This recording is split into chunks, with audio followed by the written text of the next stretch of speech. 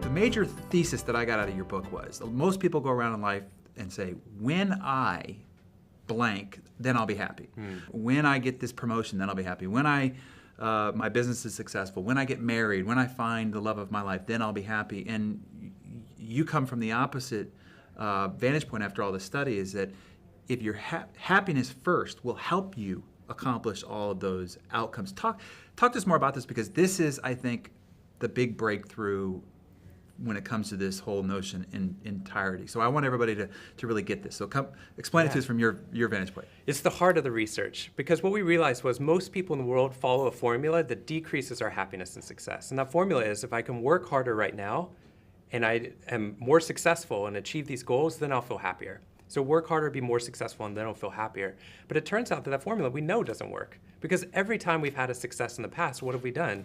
Our brain has merely changed the goalposts of what success looked like. So you hit your sales target, we raise your sales targets, right? If you get good grades, now you need better grades to get into a better school, and on and on. And all the examples you just mentioned is that if we delay happiness, it turns out once we hit that success, the happiness actually doesn't come.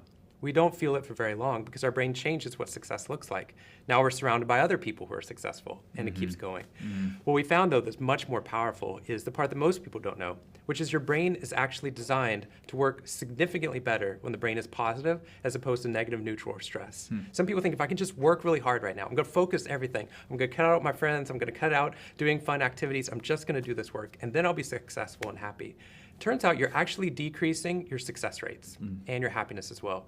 What we found is when the human brain is positive, you have 31% higher levels of productivity. You have 23% fewer fatigue-related symptoms, that's backaches and headaches, as you try and strive to create more success. We found when people are positive, they have 40% more likelihood of receiving a promotion. We find that they live longer. They're 40% longer, 39% more likely to live to age 94 than someone who's negative. A whole host of factors. In fact, my research was on the cover of the Harvard Business Review magazine from January and February of 2012, and the main point of it was that every single business and educational outcome improves when our brain is positive in the present first. So what that means is, I think we need to flip the formula, because the greatest competitive advantage you could possibly have in your life is to actually have a positive, engaged brain.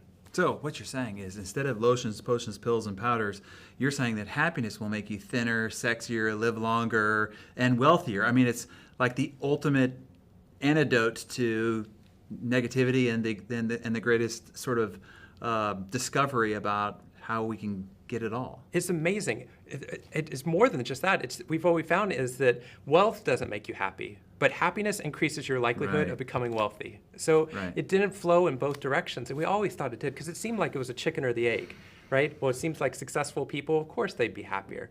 But what we didn't realize is a lot of those successful people, we found that the greatest predictor of entrepreneurial success is actually optimism, the belief that your behavior will eventually matter in the midst of challenge. We found that most of the successful entrepreneurs actually have that spirit. They have that belief that their behavior matters, and that optimism caused them to be more successful. What we can do now is we can take people who are negative, take people who are worried, who are anxious, who are stressed. I'm working with people right now who have multiple sclerosis, and we're trying to see if we can raise their levels of happiness. And what happens is, not only do their health outcomes improve, it turns out every single business and educational outcome improves as well.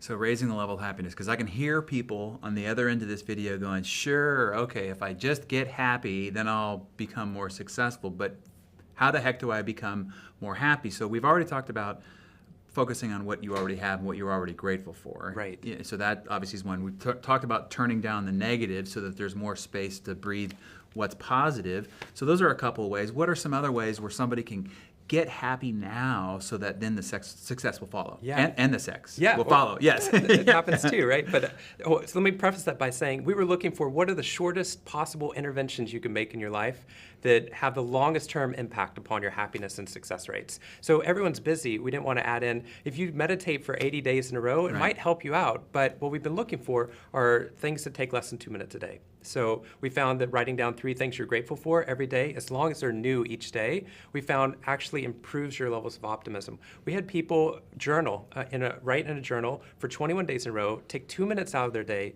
into a blank Word document and just write down every detail they can remember about one meaningful experience they had over the past 24 hours. We call it the doubler now in the research, because what we found is if I look at my hand in front of my face, area 17 of my visual cortex lights up and says hand. If I close my eyes and think about a hand in front of my face, the same part of my brain lights up, which means we can't tell much difference between visualization and actual experience. So when you journal about one meaningful experience, you actually just doubled it. And when you double it, what happens is over a period of 21 days, your brain connects the dots. It's one of the fastest ways we found for raising people's feelings of meaning that they experience on all the tasks they have in their life. I'm working right now at the National MS Society on a program called Everyday Matters. And we found that if you take people with chronic neuromuscular pain and have them do this for 6 weeks in a row, 6 months later, you can drop their pain medication by 50%. So these sound like tips or tricks, but these are the building blocks of how our brain moves above its genetic set point. We found adding just 15 to 30 minutes of exercise to your daily activities, just fun, mindful activity, even gardening, for example, or going to walk your dog, we found that that's the equivalent of taking an antidepressant with 30% less relapse over the next 2 years. We even found 2 minutes of just doing nothing. We did this one at Google. We had them take their hands off of their keyboard for 2 minutes a day and watch their breath go in and out. That's it. But what they were doing was we multitask all the time. But when we want to single task, our brains struggle for it. We develop a form of cultural attention deficit disorder. We found 2 minutes of every day practicing just doing one thing with your brain, thinking about your breath going in and out, not only increases your accuracy rates when you're working, it decreases your stress and helps you actually achieve that happiness advantage, which is when your brain is positive, you actually reap an advantage in every aspect of your life.